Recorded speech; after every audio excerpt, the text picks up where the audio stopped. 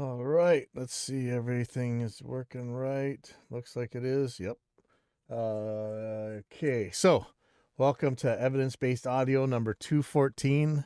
And this is the Perverse Inverse. Hopefully, I don't have another video with the same title, but even if I do, I guess it needs to be said again. And I don't have any guests on this one. This is just me. This is just going to be short. But this first one, there was a video. Well, it's kind of clickbaity, but it's short. It's not like the ones where you wait 20 minutes before they say anything. It's from Colt Caperune. I don't know how you say his name. And it's called Mixed Tutorials Never Tell You This. And it's like some secret, clickbait thing, whatever. But the gist of it is,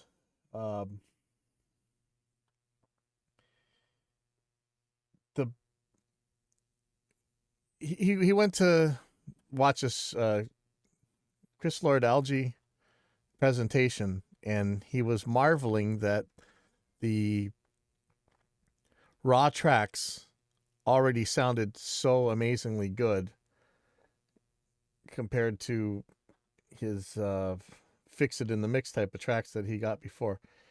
But I think people really got to understand that, and this is why it's a perverse inverse. Like, the bands who are most able to pay in the studio frequently need the least amount of money to sound good at a basic level. The bands who are least able to afford studio time also don't play very well, usually. And there's a bunch of other things. There's arrangement. I mean, arrangement matters so much. If you look at the difference between, okay, let me just back up. If you haven't done both major label and local band kind of stuff, you may not even be aware of this. So to him, this was a surprise. And I guess probably, from the outside, it would seem a surprise anyway. And I guess even maybe from the inside, but really, it makes perfect sense. The people with the most money, the most established, people who are professionals and do record songs as session players or whatever for a living, are just that much better at making basic tracks. Like, but there's so much to it. Like,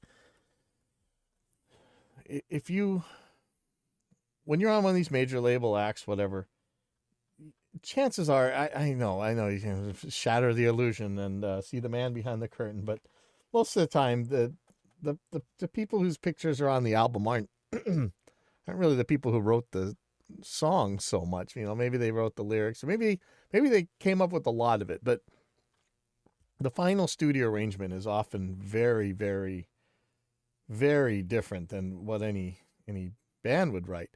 And the arrangers arrange the music and the playing, and I mean, I'm talking even into some pretty technical metal stuff, where it's written in a way that instruments don't clash with each other. They don't mud each other up. Remember, when you're dealing with local bands, one of your biggest problems is mud, right? You're fighting a bunch of instruments that are all struggling with each other to be heard in the exact same spot, either in especially the low mid range, right? Or, the part where the most intelligible parts of speech are, which is, for a pop album, that the only thing that matters is the vocals, right? And to have a bunch of instruments clashing with that thing right there, it's a problem. So when you have these like really super pro bands, they got a producer and they got a professional songwriting team behind them. They write in a way that makes it that much easier to mix later on, that the the guitar and the bass don't really clash with each other. The bass and the drums don't really clash with each other, and the guitar and the vocals don't really clash with each other. And they're often arranged in types of layers where it's a lot thinner at different parts of the song than others for just to get out of the way. And it's amazing because you do end up with raw tracks that pretty much you can just push the faders up and they sound amazing. And also, the studio players, again, I hope I'm not surprising anybody, but the person who played drums on the album is not necessarily the person whose picture is there. A lot of these are, I mean, look at the history of like groups like the Wrecking Crew, where they just get in there and they do several albums a day for other people, and they're just amazing session musicians. Their job is to play in a way that records in the least amount of time, sounds the best, and just doesn't clash. They come in with intonated guitars. How many times have you intonated a local band's guitars on the studio clock? You have to, right? But they come in with perfect instruments. They come in with the arrangements already known. They know how to play this stuff, and they just go, and you end up with really awesome tracks, And so it's hard because the local bands, they need the most time and money, and yet they don't have the money to pay for this. So that's the perverse inverse. So it's good to aim for really awesome raw tracks, but there's years ago, gosh, was it more than 20 years ago now, I met, these guys brought in a 4-track cassette of what would become kind of the modern horror punk movement, the heir to the Misfits throne for sure. And the songs were really good, and they weren't necessarily the best technical players for recording. And, to me, it kind of didn't matter. I would rather have the good songs than the perfect playing and perfect recording. But in the end, they complain about not getting good raw tracks. You always hear it. You read them on the forums or see it on the Facebook engineering groups. Oh, you got to get the perfect raw tracks. Well, no, you don't. You have to get, to me, you just got to get the stuff that's going to make the song. If you got to fix it all up, you can. It's nice to get this perfect stuff, but you may not. And you got to know how to deal with both of them. And so I know that's kind of rambly, but it's nice. It really is nice to get just an awesome recording. But at the same time, if you're ending up with a really good song that has a couple mistakes in it, you could fix that stuff. Don't worry about it. Also, though the guy's point was that these tracks were already perfect and ready to go, that's not true. I don't know if he said it exactly like that, but that's definitely not the case. Even after those tracks are all raw, perfect sounding, there's still so much stuff that goes into the editing and everything. Like, I mean, he's talking about a Green Day, or he's talking about Chris Lord-Alge, okay? And it's no secret you hear the same drums on most of that stuff, right? I mean, there's so much work that goes into that. So anyway, I'm gonna go on to something else here. But that's the perverse inverse. So remember, it's nice to get perfect tracks, and it's amazing to hear the type of tracks that professional bands in a professional session end up with, but that may not be the best thing for what you're doing on a local level and trying to get these new artists out. It's take a couple mistakes, you can fix those. Better to have a good song. If you don't got either, then yeah, you're totally screwed. Okay, so next thing you hear. Okay, so this is from Mixbus TV, and I don't know if you guys have seen it. What a while ago, actually. I was on one of their on this channel for this is actually a talk about the creation of Reaper and some of the other things. Actually, some audio myths and stuff. And one of the things I'm always going on about is summing buses, analog summing. Like there's some kind of magical process that happens when you summon analog. And so this is a video from Mixbus TV, and it's called "Summing Mixers in 2023. Worth it?" Question mark. So let's see what Mixbus has to say here. And let me know if you can't hear it. Squirrel. What is inside of a summon box which somewhat emulates going through a console? I try asking people and they generally say the same stupid fluffy things like it's just analog circuitry that makes it sound that way. But if that were the case, that's usually the answer you get, right? Sorry, let me back that up. Like, it's just analog circuitry that makes it sound that way. But if that were the case, people would just loop an analog cable from DA to AD. Somehow it's hard for me to believe that engineers such Chris Muth or folks at Neve don't have far more specific sonic target goals in mind than simply creating an analog circuit. I'd love to know more about this. Of course they do have much more specific sonic goal than just an analog circuit. You should take the things with a grain of salt. I have this infamous, at this point, video that I make years ago in which I was explaining why I don't use nor like summing mixers, although that video was old and it was referring to the very first generation of summing mixers, which were literally just boxes with analog cables with a few transformers in them. Yeah, so again, how many times are we going to go through this one? Like, what is it that you want to happen to your sound? Because a digital sum is what you hear, is what you get. You want to change that? Fine. The issue is, like, companies like Neve and SSL, their job was they wanted the most transparent sound coming out the end. They didn't want to add noise. They didn't want to add distortion. They didn't want to mess up the frequency response or the bandwidth of the audio coming in. They were trying for the most pristine, transparent summing and everything else possible. That was their thing. They weren't trying to change the sound. And I know you guys think transformers will change the sound. It's in the name, right? Transform. But how many ABX tests have you seen where you throw a transformer in the way and they can't pick which one is which? And I like how he said, if the case was just to go analog, you just plug a analog cable from the digital to analog converter to the analog to digital converter and record it back in. It's true. Hey, Ninja.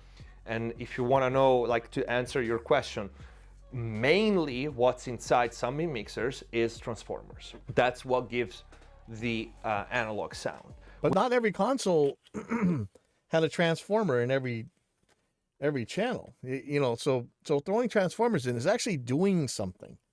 You know, it may not do much, and you know, we can argue about just how much fidelity a really good transformer has, or what it might do that you want it to do, you know, cause some distortion and frequency response issues.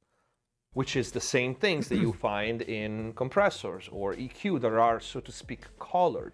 Different transformers give different colors. So Carnel for that Neve kind of effect, Cinemag. Even still, I don't take my word for it. Go out and find actual specs on these transformers. And you'll see that in general, a good transformer is meant to be as transparent as possible. And most of the time, you're not going to be able to ABX between the two different transformers. You can get a really bad transformer, sure. But for the most part, it's not going to be this gigantic difference. You know, and we insist on Jensen transformers for some stuff because kind of that's what we've always used. It's more tradition and ritual than... You know, but I mean, there are bad transformers. But remember when we did the direct box tests, that super cheap, like it was a $30 whatever, the Whirlwind or Rapco, whatever, the DI 100. Those had to, I mean, the whole unit cost less than a Jensen transformer, and it was, I can't remember if it's actually better or is it at least as good as the Jensen JT DBE. A bad transformer is a GoBot. Well, actually, transformers all owe their life to Robotech, right? Or Macross or something. Or UTI or Sauter, like for example in Fairchilds and stuff. So different transformers will give you a different collection of harmonics, a different THD, a different distortion, different color, character, trend. This is all true. but those may be underneath the threshold of audibility. And shaving transient response, all these things. Transformers are a big part of why a certain machine sounds different than the other. And not only that, but of course the circuit itself also changes the sound. So, but mainly what you find in some mixers is transformers. And then of course there's other things. Some have tubes in it. So that depends on what tubes they use, what the circuit that houses the tubes is, what's the voltage of the circuit. And I'm not sure who are the people that say, oh, some analog circuitry. Yeah, no, you know, but it would be like, oh yeah, a car has 4 wheels, and so the cars are all the same. Now, the new generation of some mixers also have other added processing inside. For example, I think there's the dangerous one that makes it one with transformers that you can control the color of it, not just by how hard you hit it with the signal, but it actually has a knob. It has some have like a parallel compression. So again, you're doing something to it. This isn't what consoles do to your sound. This is you going above and beyond. Processing. So they started adding things. The Neve, I think, has the silk buttons, like 2 different types of color, like the red and the blue, like I have on my tape emulators. So they. Oh yeah, see, Poo Ninja's bringing up a thing. I'm particular about my inline capacitor resistor. I mean instrument cables. So I have some of those line 6 wireless units that'll give you cable tone, like they'll knock out some of the highs or whatever.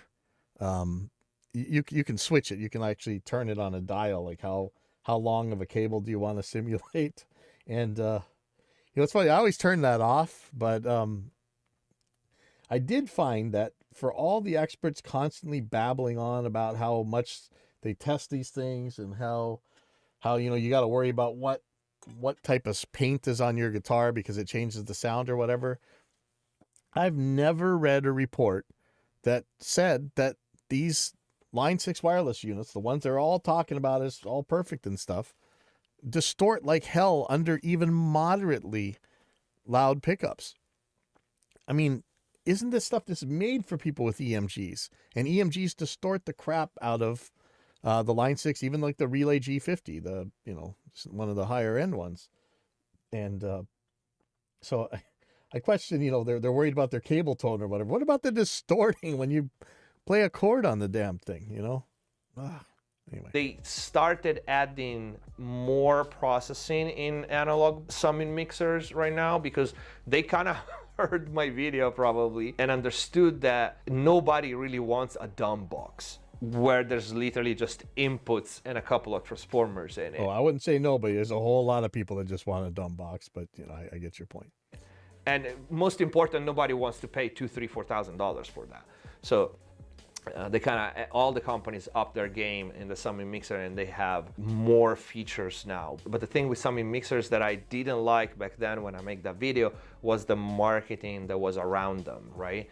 They were trying to sell the summing mixer as the cure for digital and that the digital sum was your bottleneck. And that was the Yeah, just before we get too crazy, if we go way back to my old Don't Get Jacked blog, where this is about, all this nonsense and myths and stuff that you see in the audio world, the very first one that I went to, my second blog post, but the first product we're talking about was analog summing boxes. And actually, he said the name Dangerous. They were talking about the Dangerous 2-bus or whatever. It's one of these analog summing mixers. And, I talked about what they claimed. They claimed that, let's see. Where was the...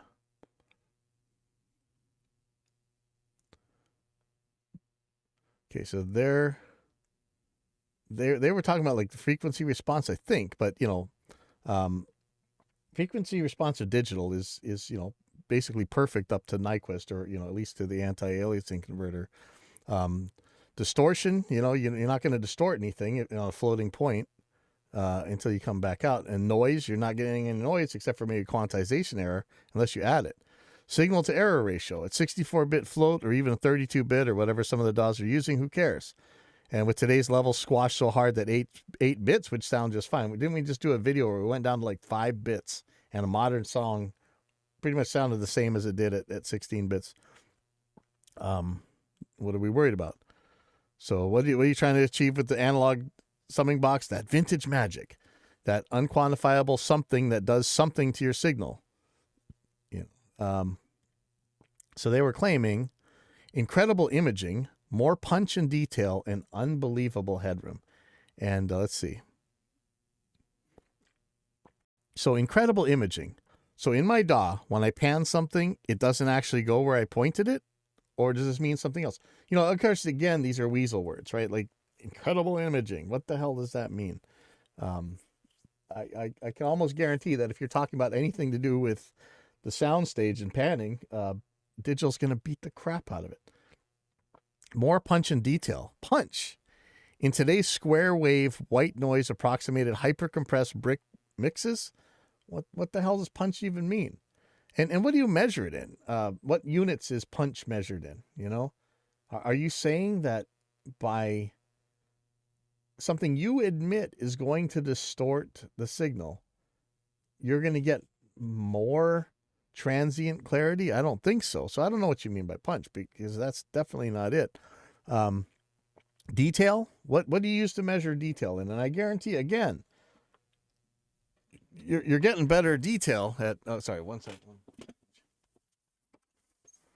Oh, thank you.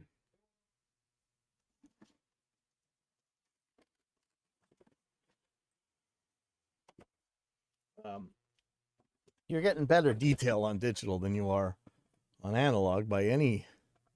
I don't even know how that could... I don't even know how these guys would say you wouldn't. And then unbelievable headroom.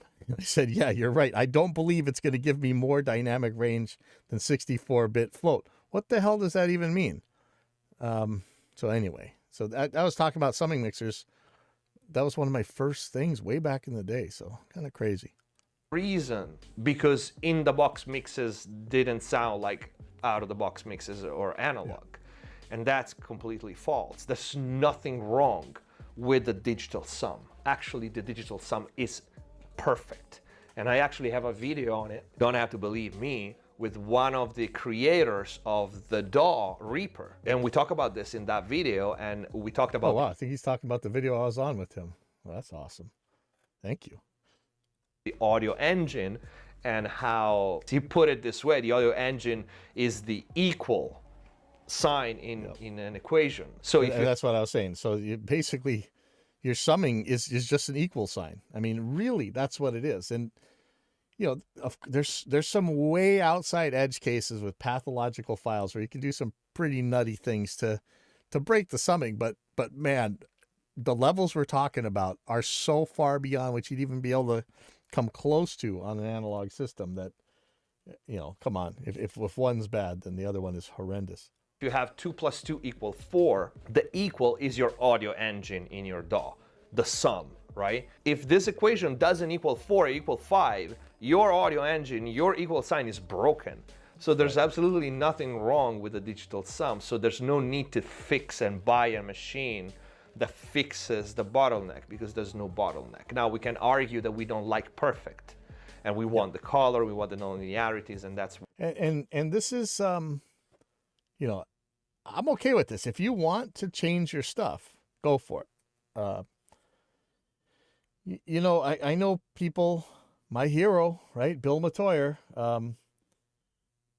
instead of sticking some limiter on the end of the mixing console, he's going into slamming into the 2-track reel-to-reel back in the day. I don't know if he still does this, but back in the day, I mean, he just annihilates the level going in on into the master 2-track. And I mean, it's like, if you can see the needles going backwards, that it's too quiet, you know, like, and it sure did. It clipped off the top of all these little transients that you weren't going to hear anyway. And of course, it did a lot of other stuff to it as well. But you know, and another guy's like, you know, what's your favorite way to convert from 48K or 96K to 44K for a CD? And he would just point at the reel to reel, and it's like, oh hey, you know, and it's got its own sound to it, and sometimes it does something that you really really really like. So there's nothing wrong with that. So Poo Ninja's saying, vintage magic equals sounds like old stuff. So if older is better, why aren't we using pins to cut wax rolls for truly analog precision? Yeah. And, you know, a lot of this stuff comes from people who never had the tyranny of being chained to a constantly breaking analog console and a reel to reel machine where every time you hit play, you were degrading the sound. You're stretching the tape. You're scrubbing it through the heads. Okay. Get off my lawn. Why people now market summing mixer that way, but for me it's much better to buy other analog units if you want analog color and not a summing mixer, but that's just me. If you guys have questions for the Q&A, leave them in the comments down below. Consider using the super thanks and support the channel. Click the join button and access the exclusive members only mix and mastering courses. Many more are coming in the next weeks. Don't forget to subscribe, like this video, comment down below. See you next time. Okay, so as much as I don't care for especially the marketing speak of these guys selling these summing boxes and stuff, there's some handy stuff. If they have like inserts, yeah, it can be a pain to run out to compressors and things like that. Sometimes having this in there plugged in all the time makes it easier to plug in analog gear if you really want. I don't care for, I used to still have like a hybrid mixing approach almost 20 years ago. I don't anymore, but I know people who do, and it could make it easier for that. But summing mixers in 2023, worth it? I don't know. What's the answer there? To me, hell no. But if you need a hybrid mixing approach, it could be helpful. But honestly, I would just probably plug those things into some ins and outs on your converters anyway. And, you know, we've got reinsert for that purpose in Reaper. Okay, so there's over at Safe Space, there's a thread. How important are preamps and AD converters for the end product sonic quality? And, you know, of course we talk about this all the time, but I'll just read it. I'm slowly but surely upgrading my home studio. After buying some analog synths, it's time to stop using my Soundcraft MTK12 as audio interface and buy something better. For example, a UAD Apollo. A friend told me I should also buy a preamp like a UAD Solo 610 to have proper high quality recording pipeline. That's a lot of money. Do you think it's worth the investment? In your experience, what are the major differences you can hear in the final project? For example, a mix master track between cheap audio interface and expensive audio interface powered with an expensive preamp. Okay, so I went over this a lot of times, but one of the major differences in audio interfaces are the drivers. Like how insane do you want to be driven by problems? What's the lowest latency you want? How much system resources and stability do you want to give up in order to achieve that latency? How stable do you want your system? How important is it to you that the manufacturer continues to support your device way later on? That's where audio interfaces differ to me. In the mainly, I mean, when it comes to the drivers matter, and except for some crazy exceptions, and I don't even know that you could actually say that it's even true that these exceptions really exist completely in this way. RME has just absolutely annihilated the market in this. The difference between their round trip latency at any given buffer size and the rest of the market it's kind of mind blowing.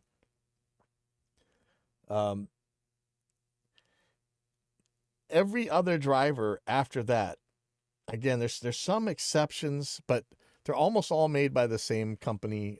When you're talking USB, this company called Vesicon, or that's how what's his name? The DAW Bench guy calls it. Vesicon or the Sycon.de. Let's go. How do we go to? It's these guys. They make the drivers for pretty much everybody.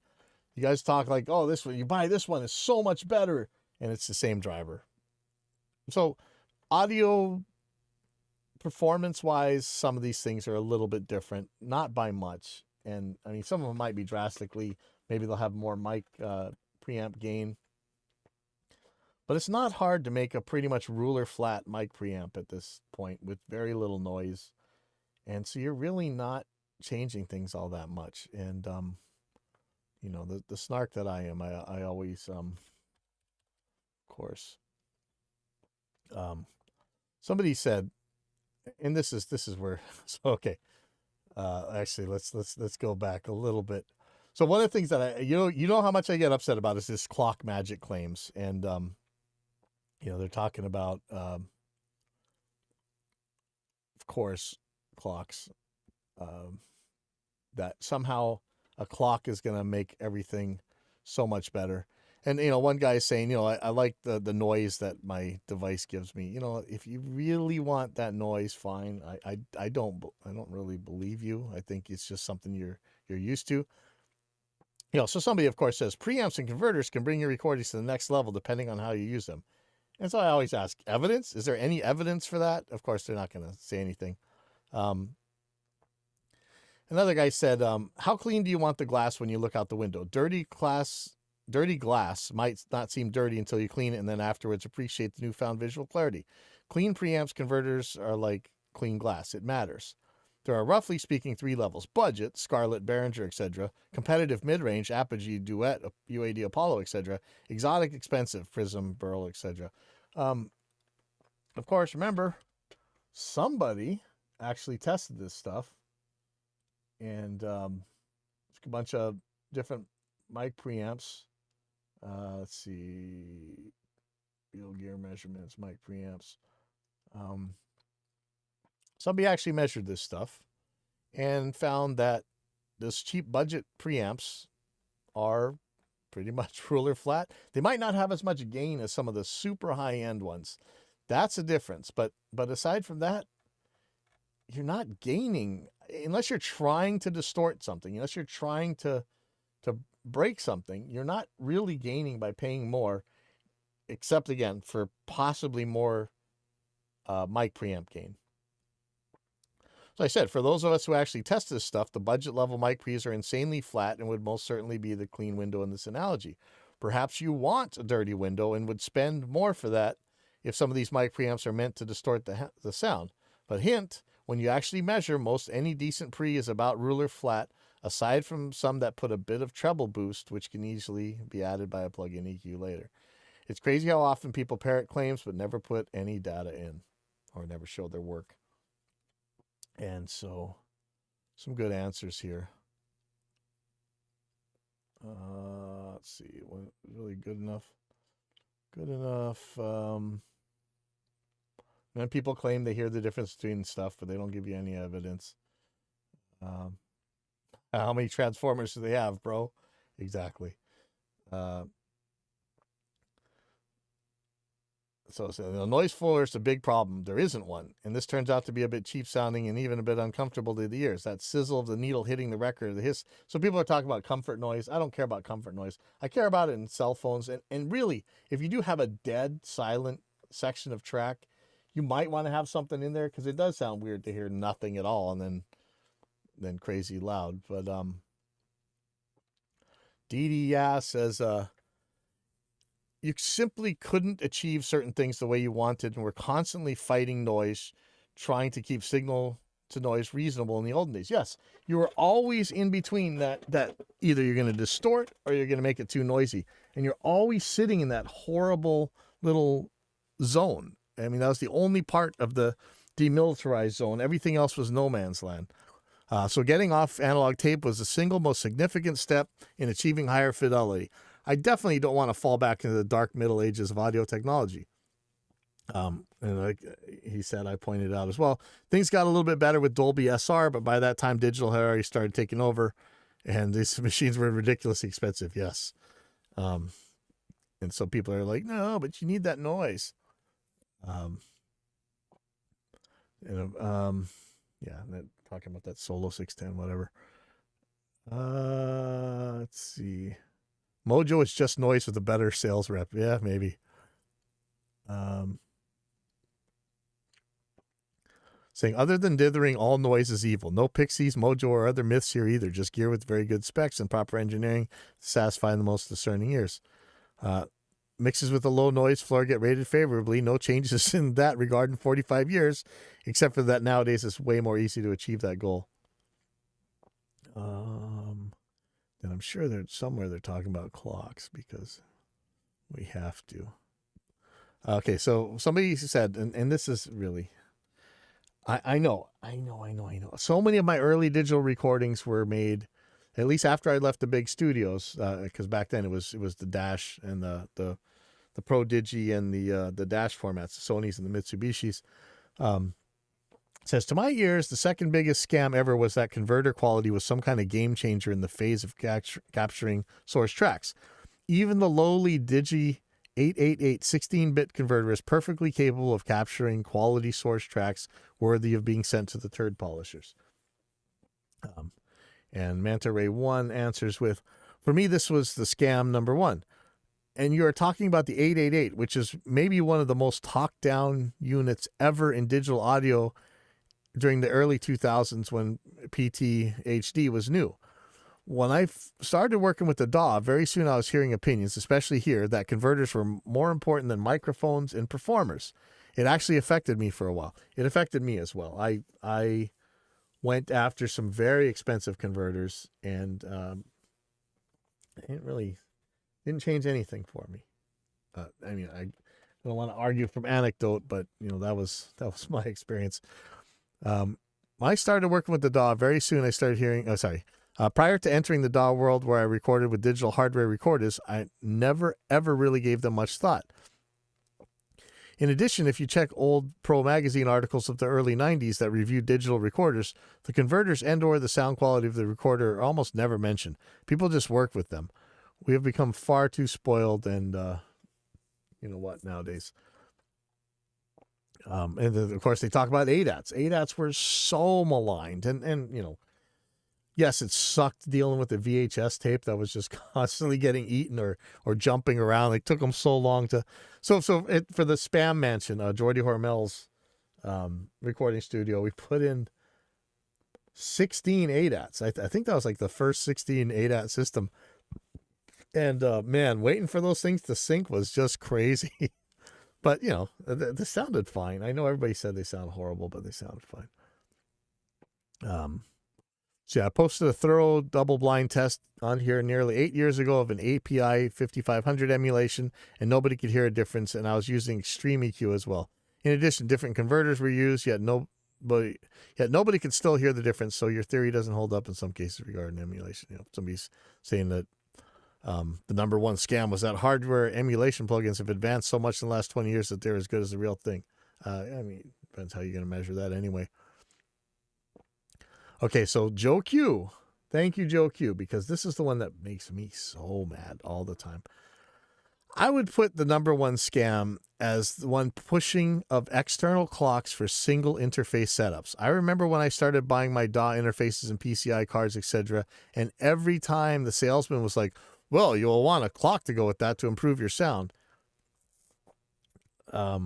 They seemed so surprised and puzzled when I wouldn't bite. And I think right here on Gearspace, it was either here or on the Womb, on the Mixer Man's thing or whatever, there was this whole blow up where, and I don't want to, I'm not sure if I remember this right, but I think that the moderators of Safe Space were actually running apologetics for Apogee, but there was like this Apogee Big Ben clock thing, and they were making all these claims, and man, Antelope does this today, and that's why I can't stand that company.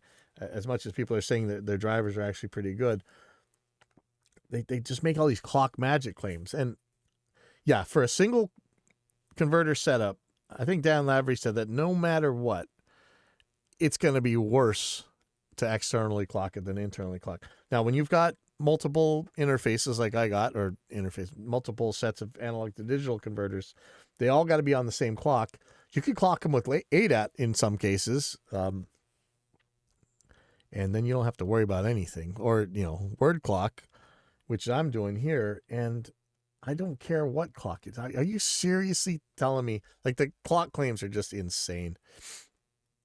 But then there's somebody else who says, I believe there is some overly optimistic people in here who believe that when they record with an El Cheapo preamp, then use an SSL plugin, they will get the same result as having a real SSL disc. It would be really nice if that were true. What do you mean by that result? If you mean sonic fidelity, the plugin is going to, well, the DAW is going to beat the crap out of any SSL any day forever. And I mean, by leaps and bounds.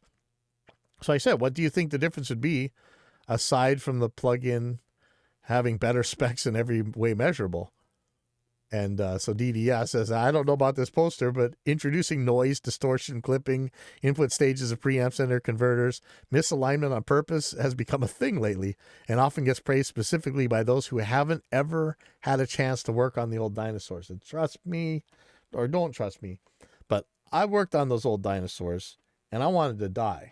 I mean, just all the time. Those things were killing you. 1 second.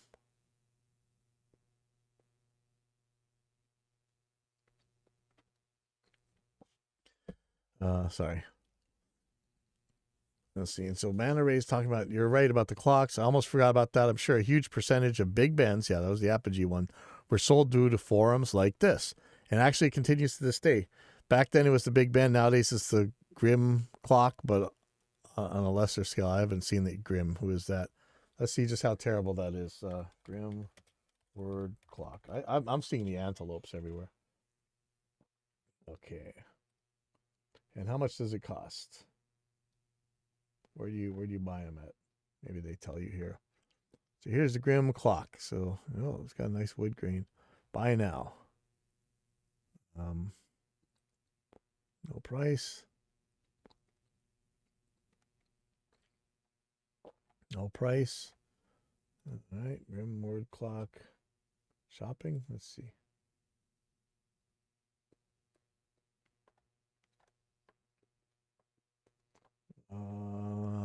Grimm CCI V2.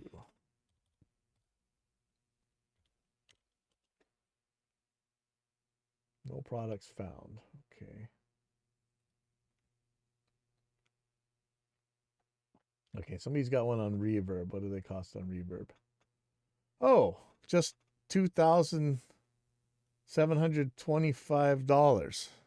$2,000 for a clock. So you used to be able to buy these things from Art for $60.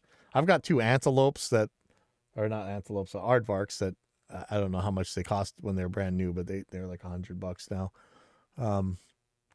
So let's see what they say.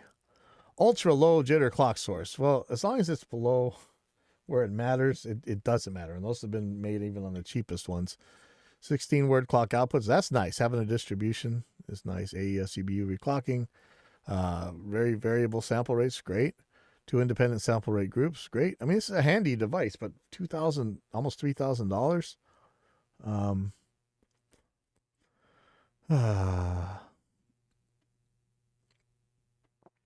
Now, this is probably true. Owing to a radically redesigned discrete crystal oscillators, clock stability betters that of even the best test equipment available. Okay. But there becomes a point where once you reach that level, things don't get any better audibly. They only need to get a certain level. Grimm's Audio's extensive research into the correlation between jitter and sound quality brought to light that emotional response to music is vastly more sensitive to jitter than previously realized. Really? Bring the receipts, because that is a hell of a claim. This is all like antelope level stuff. Attention turned from making jitter low to achieving the most stable clock possible. This research turned up a surprising array of previously underestimated performance factors like power supply noise, oscillator control circuit noise, and low-level crosstalk. Owing to a radically... let's see it. Let's see it. Where's the research that you're talking about? Because that is pretty big claim. No better clock anywhere. But see, this is like this clock stuff. Pay $3,000 for a stupid clock. Man. Okay. So anyway. Oh yeah, see, here you go. You missed out on Antelope. Anyone wants to confess that he was stupid enough to buy their atomic clock for huge bucks after Apogee became a thing, and Rosendahl, etc. before Apogee became a thing. Let's see, Antelope, atomic clock.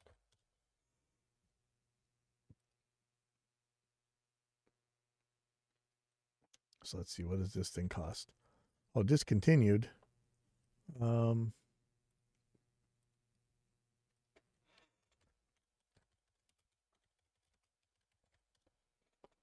see if anybody actually sold this thing. Oh, $7,000. Okay. Real atomic technology. Rubidium core. Well, you know, it's going to be most accurate. That's great, but what good does that do for you? Yeah, I don't see much. Ultimate tool in achieving analog sound. This is analog to digital converter. What is analog sound? Like, this is such weasel word. Yeah, psychoacoustic clock. How much for that? I got the jitters. Oh man, that should be a t-shirt. Okay. And I think that was probably it for this one.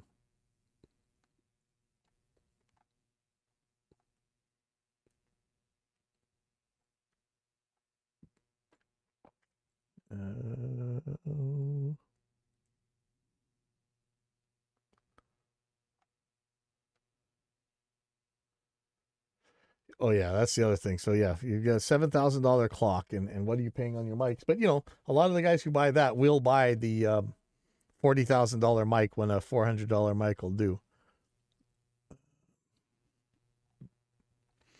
Okay, so I just want to go back through the 4 parameters, right?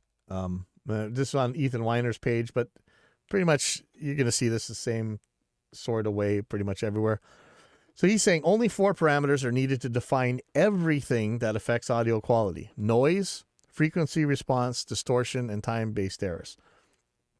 So noise is the background hiss you hear when you turn your receiver way up, and you can also hear it during quiet passages when playing open reel or cassette tapes. A close cousin is dynamic range, which defines the span expressed in decibels between the background noise and the loudest possible level before the onset of gross distortion. CDs and DVDs have a very large dynamic range, so any noise you hear was either from the original analog tape, was added as a byproduct during production, or present in the room and picked up by the microphones that when the recording was first made. So, you know, with 16-bit digital, it's not signal to noise, digital in general. It's not signal to noise, really. It's signal to error ratio. There's a point where quantization will cause a problem. You'll still hear the audio through the noise. So let's see if I can't just pull something up real quick. We'll put a decimator on here. Get some MP3s. What do I have? What do I have that I can grab real quick?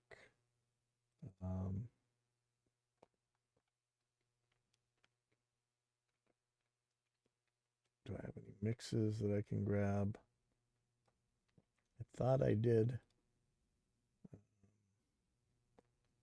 Sorry.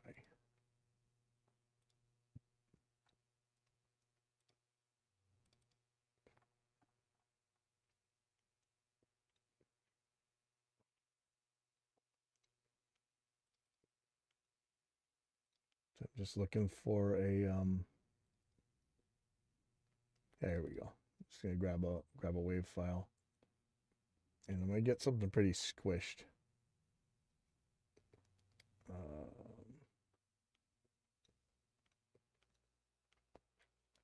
Okay. So if you're coming on Friday, these guys will be playing out front here, and this will probably demonetize this video because, well, never mind, I'm not monetized anyway. So I'm gonna loop this section here, and hopefully this ain't gonna be too loud. So. Every day's the same. Wake up and go to bed late. Okay, so let's look at the source properties here. This is a 24-bit file, okay? This is mastered around like modern levels. Just gonna play a short chunk. And let me get the bit. There's a bit depth reduction. Okay. So let's play it at the full 24 bits.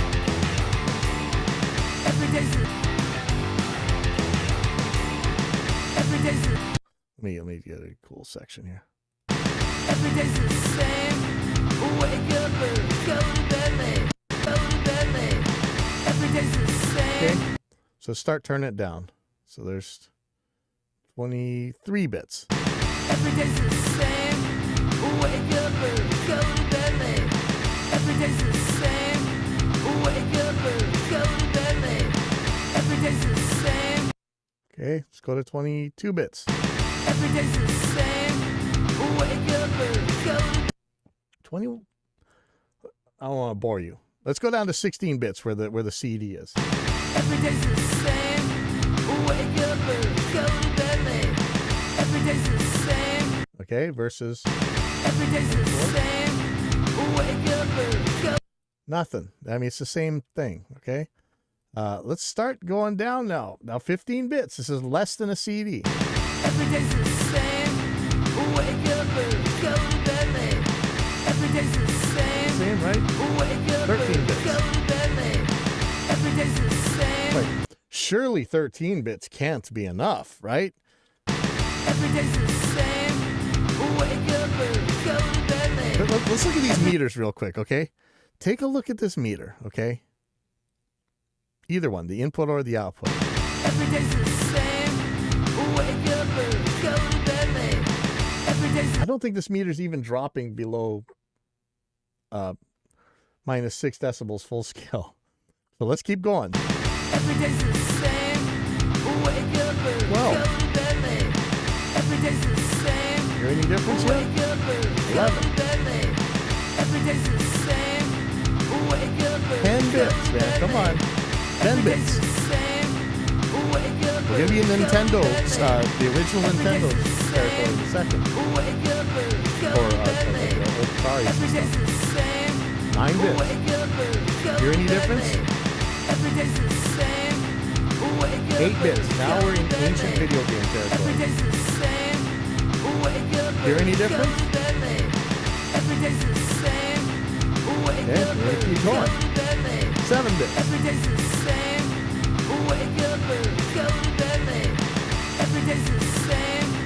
6 bits. Okay, you may, depending on what you're listening on, you might be starting to hear something. Let me go back to 7.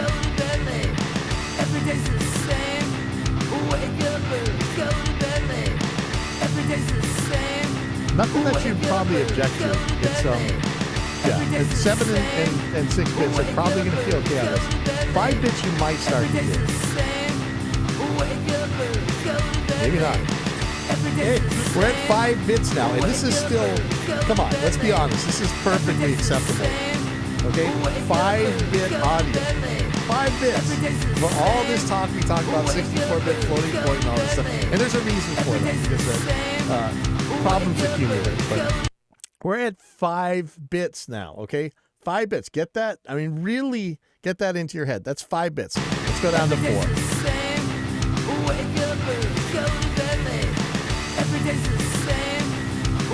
I think you might be hearing something now. Let me turn this off. Okay, you hear that?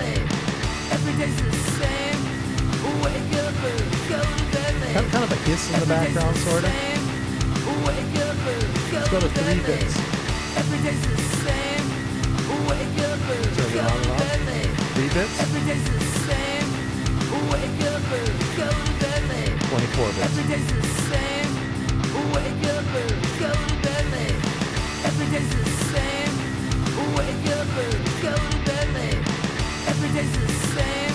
You might say that the 4 bits actually sounds a little bit more aggressive and maybe has a little bit more high end, but it's probably not what you really want, but it could be. Let's go to 3 bits.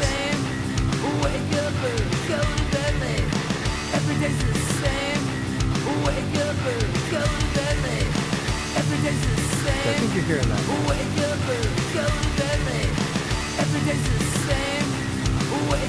Okay, so let's go to 2 bits. I mean, you're not going to die at 3 bits, but it would be nice. Now we're really getting into the distortion, right? But it still sounds like the music. Yeah, but go down to one bit, okay? Here we go. Now, that's messed up.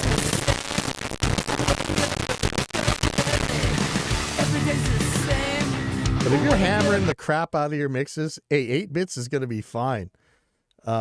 Let's go. I'm going to play a quiet section now. Now we're going to see something. Okay, so let's go to the full 24 bits. Okay, now watch what happens as we start going down. We're still going to be okay at 16 bits. CD quality, we're fine.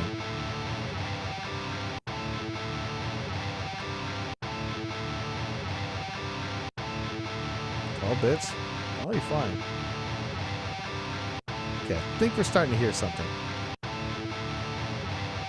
Maybe. A little bit.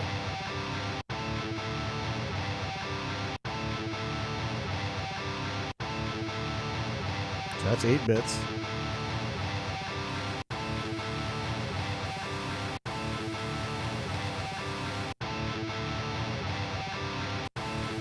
Kind of subtle, but you can hear it. Oops, sorry. Let me make sure we're still on. I keep turning it on and off and forgetting which way I'm in. Okay, 15 bits.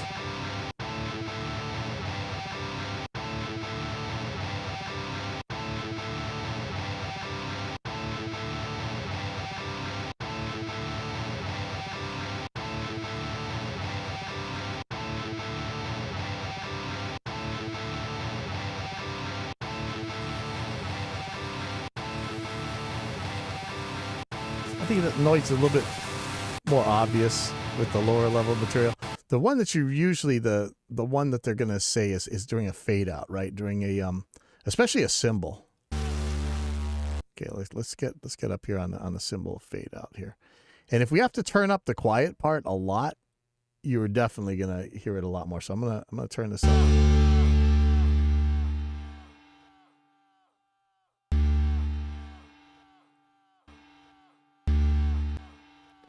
I'm going to crank this.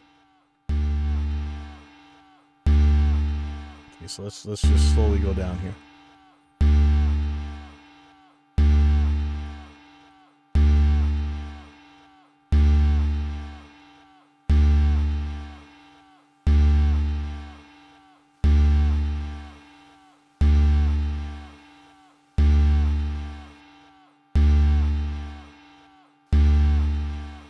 Okay, so you can probably hear that toggling of these bits here at 11 bits.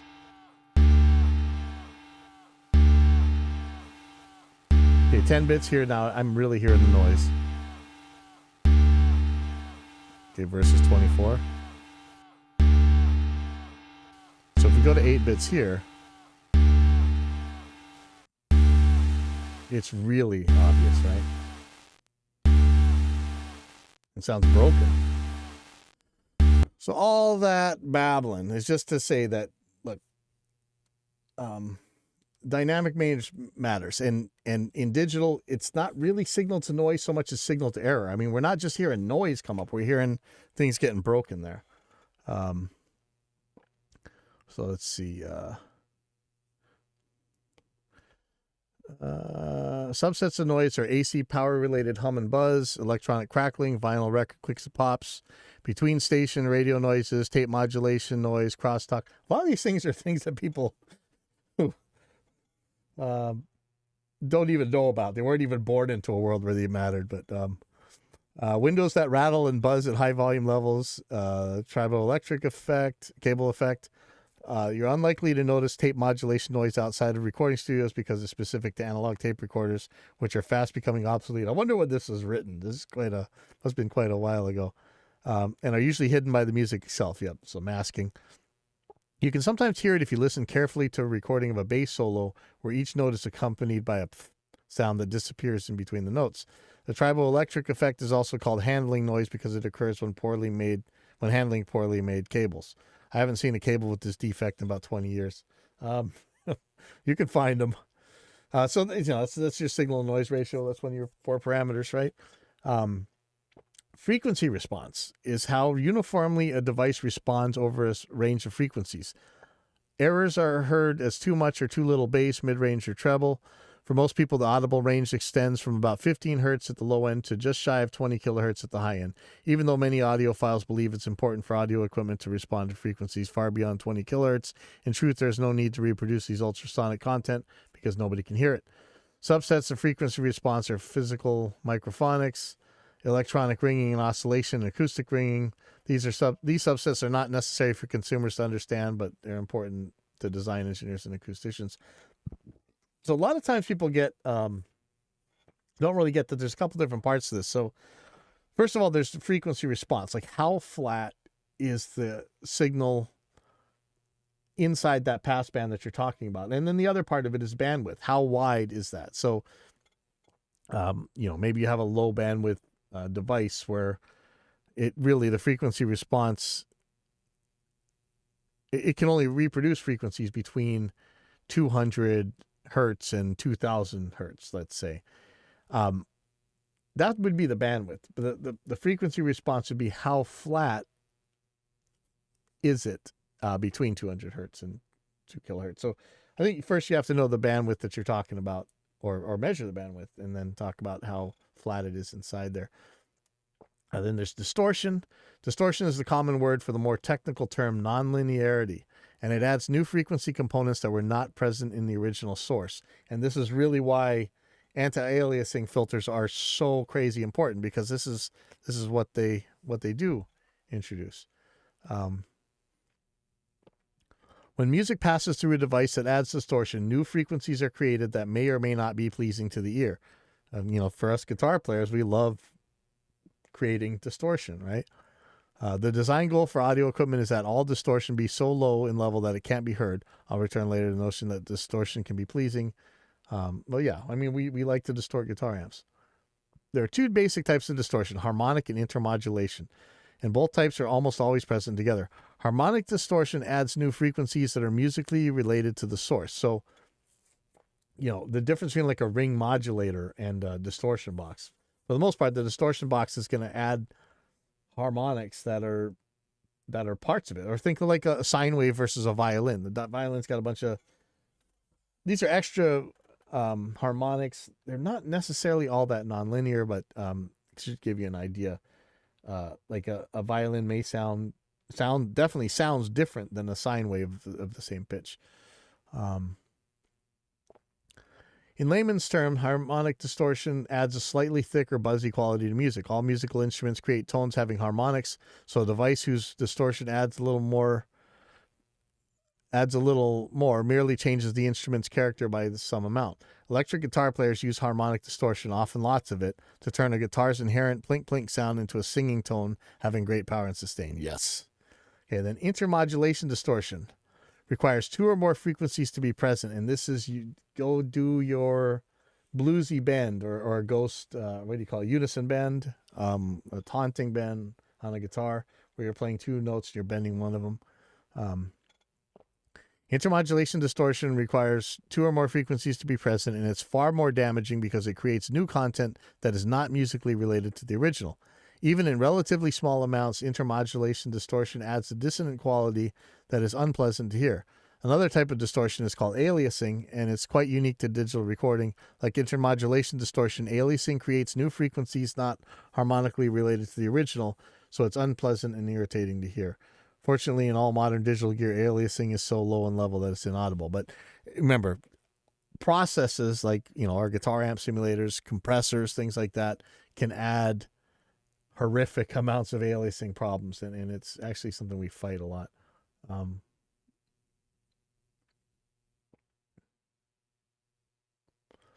So you're seeing Poo Ninja saying, I'm reminded how I never heard the springs and strings above the nut until they were pointed out. Now all my guitars have foam and tissue shoved in them everywhere. Yep. Even my non-Floyd guitars. Have I seen the movie The Red Violin? Not yet. I might have to go look at it. And then the other ones is time-based errors.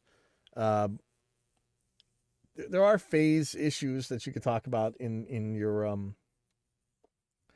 deciding about the quality and fidelity of a process, but it's not your converters. Let's see. Does he even say anything? Wow, flutter. Not really talking about phase. So anyway, that's the pieces that matter. And the next thing that matters is today Times is having guava ribs. So I'm out of here. That's my show for today, and we'll see you guys next week. Pooh Ninja, I'll go check out the red violin. Let's go see what that's about. All right, see you guys.